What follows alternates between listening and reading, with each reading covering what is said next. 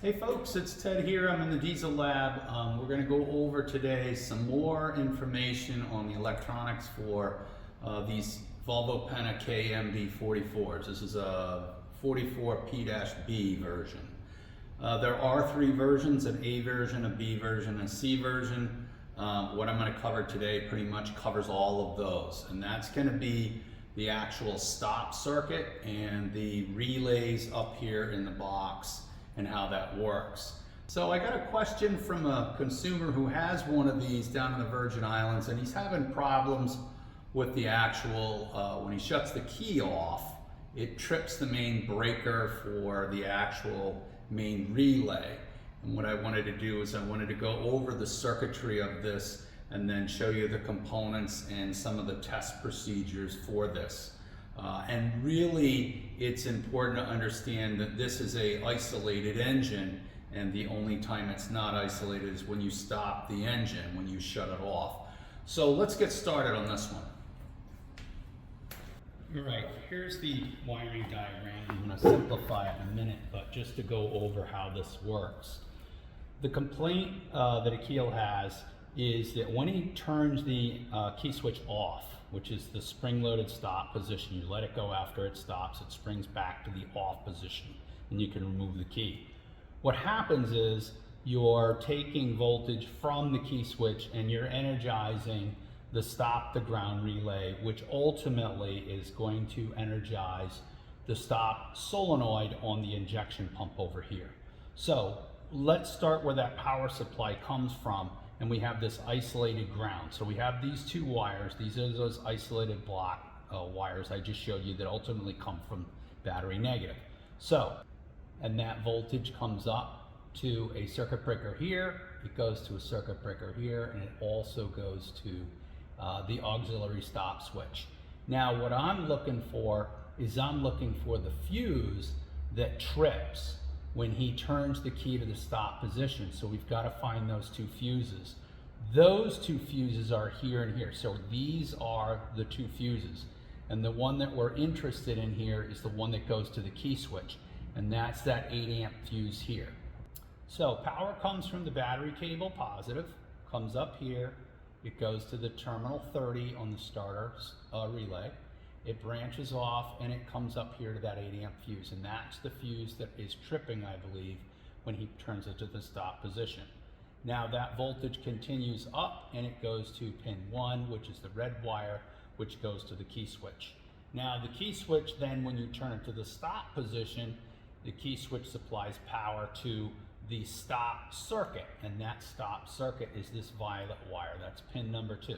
So there's an S terminal in the key switch, and that voltage comes down this violet wire and it comes down to this junction. This is a soldered connection in the harness we can't find.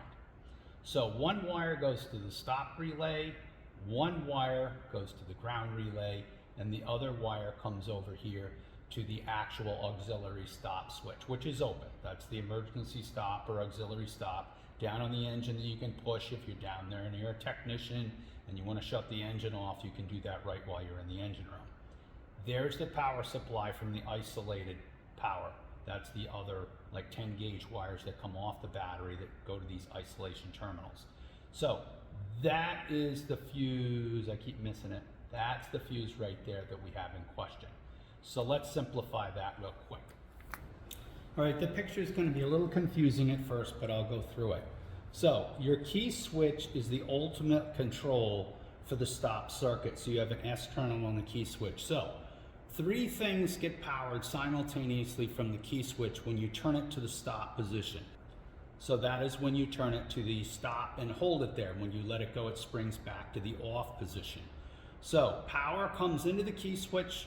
When you turn it to stop, the violet wire on the S terminal gets powered. Your stop relay is energized, your ground relay is energized, and you also have power on the auxiliary stop button, which is open. Now, the auxiliary stop button on the engine has a power supply from B+ that comes from that isolated power supply down on the side of the engine.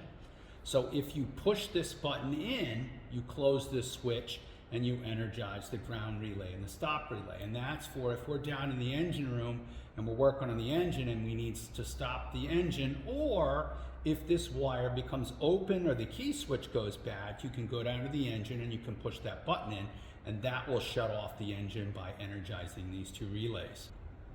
All right, voltage comes out of this wire to the ground relay and then the stop relay. So let's start with a stop relay.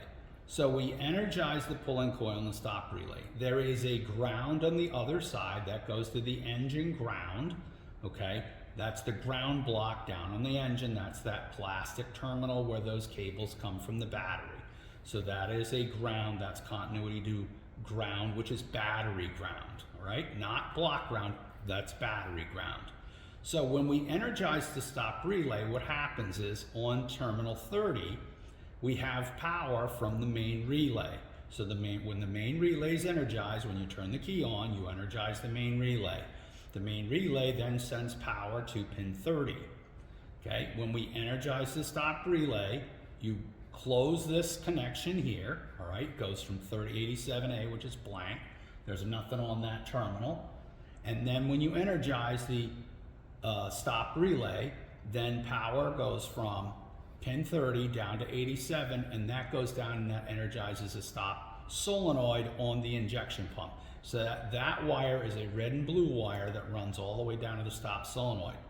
The stop solenoid is grounded to the frame of the pump, which is bolted to the engine. So what we can say then is that is a block ground through the pump, all right? So that is block ground, as I showed you in the diagram, all right? So that's the solenoids grounded to the pump body, which is bolted to the block, and that's block ground. So now we have continuity between block ground here, all right, from the solenoid. If there was no continuity between block ground, because it is an isolated system, the engine would not shut off, all right? So we need to have continuity to block ground here. So we're gonna come back up here and we're gonna look and see what happens in the ground relay. So here is the ground relay. So here is power that comes from that violet wire, goes into the pull-in coil, comes out of the pull-in coil, and then it comes back up and it ties into pin 30. Now, pin 30 has continuity already to battery negative, which again is that not block ground, that is the engine ground and the ground block, and that is the isolated ground. So this is isolated. So that's isolated ground. That's from those terminals that come directly from the battery. So when you energize this pull-in coil on the ground relay, right, that pull-in coil creates a magnetic field and it closes between pin 30 and pin 87. It energizes and it closes this switch, which means you also now have continuity between the isolated ground and you also have continuity to block ground. That's the important part. If this does not have a connection between block ground and isolated ground, okay, then we would not have a ground, and the isolated solenoid on the injection pumps block ground, all right? So this is how we actually ground that solenoid, through the ground relay, and that goes to the block, all right? So again, when we energize this circuit, all right, we ground this to the block, but we also have the isolated ground, all right? We also energize this relay, which is the stop relay, which allows power to go from the main fuse, all right, through the main relay, all right, and that energizes the stop solenoid. So if this solenoid or this wire is internally shorted or this wire is shorted, then that's going to be a ground between here, and ultimately from the main relay, that is going to be number 29. That's going to be that fuse. That's that 8 amp breaker that feeds that circuit through the main relay, all right? So that's the major stumbling block here is he was trying to figure out why when I shut the key to stop, does the engine main relay trip? What else? You can't shut the engine off. okay? Because you still have power, the ECU still has power. All right, I just harnessed it up. I got the key switch on. I don't have a test tank, so I can't start it. What I'm gonna try to do first is I'm gonna try to ground that circuit, all right, for that stop solenoid. And then what we're gonna do is we're gonna try to shut the key off and see if it'll trip the fuse as if it thinks it's running. If that doesn't work, I'll leave the key on and then I'll hit the auxiliary stop button. And we'll see 1, 2, or 3 fuses here that trip off. So my best estimate is that I've got a ground here and I grounded the solenoid over there, wire's still on it. So what I'm gonna do is turn the key off, right? Just roll it through the park position, you know, remove it off, and then shut it off and see if that's enough time, the engine's not running, to see if it'll actually trip that breaker or that fuse. So this is gonna be the dead short on the output red and purple wire coming out of the stop solenoid that energizes the actual solenoid wire. And we've grounded it to the block, right? We haven't grounded it back to the isolated ground. We're actually grounded to the block. So the ground relay right now, if I remove this ground relay, it won't trip. So what I'm gonna do is I'm gonna pull the ground relay out and I'm just gonna push the auxiliary stop. And that shuts the engine off, right? But it doesn't it doesn't kill the breaker because you can hear the shift actuator working. So if the ground relay is undone, then the engine isn't gonna work. So I'm gonna try and turn the key switch off and see if it trips the breaker. Yep, there it goes, I saw an arc. All right, so that just arced, I could see it. I don't know if it was long enough to trip the breaker or pop the fuse. I saw some nice arc in here, so let's try that a little bit more. We're gonna back up just a little bit. You probably caught that arc right there, and we'll try it again. So I'm gonna turn the key back on and wait for the power supply to wake up the EDC processor, and then I'm gonna shut it off. So what I'm gonna do is I'm gonna put a ground to the block here, and I'm gonna run over here. I'm gonna put this to the actual stop solenoid on the pump, and that wire, if it's chafed to ground, this is gonna simulate that that wire's chafed to ground. So if the stop relay gets energized by either the auxiliary stop or the key switch, then voltage will run around and go down to that stop solenoid on the pump. And if there's a chafed wire in the harness to that, or that solenoid is dead shorted to the block, then it's gonna trip this fuse. I'm gonna just turn the key on, and then what we're gonna do is simulate that that wire has chafed to ground. Okay, so I got the key on, and again, just to go over it, this is going to be the stop relay, and it's going to be the output.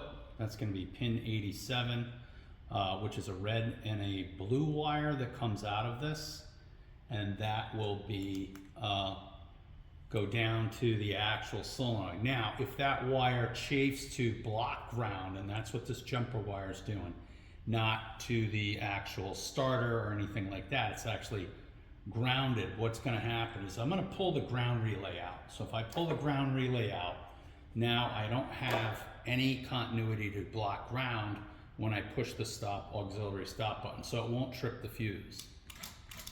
All right, so you can hear that when I do that, the computer gets a stop command, all right, and it shuts off and it recenters the actual shift actuator. So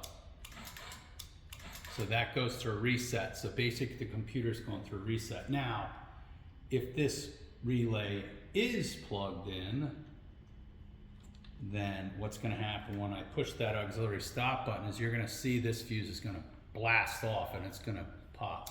So it trips that the moment I pushed it.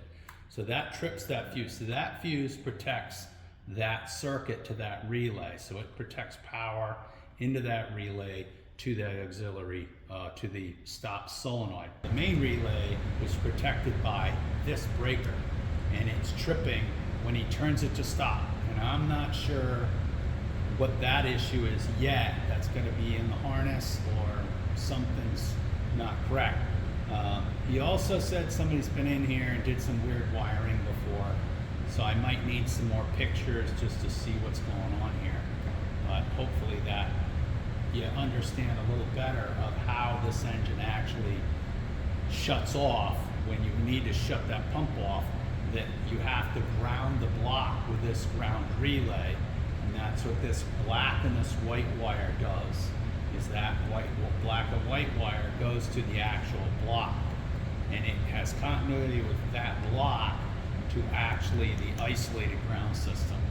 That's only when you push the aux stop button, or if you should turn the key to the stop position.